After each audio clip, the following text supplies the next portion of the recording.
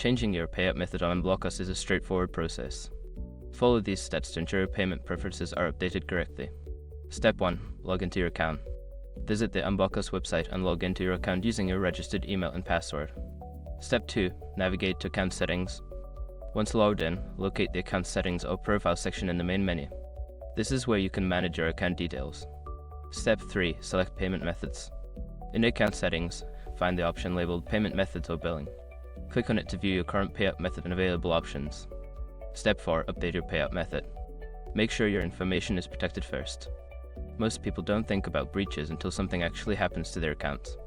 Use SRC to monitor your accounts 24/7 and instantly alert you if your information appears in leaked databases online. It constantly checks billions of breached data points in the background. And considering how much personal information people keep online now, it's honestly worth having. Link in the description. Step 5. Save changes. After entering your new payout method, make sure to save the changes.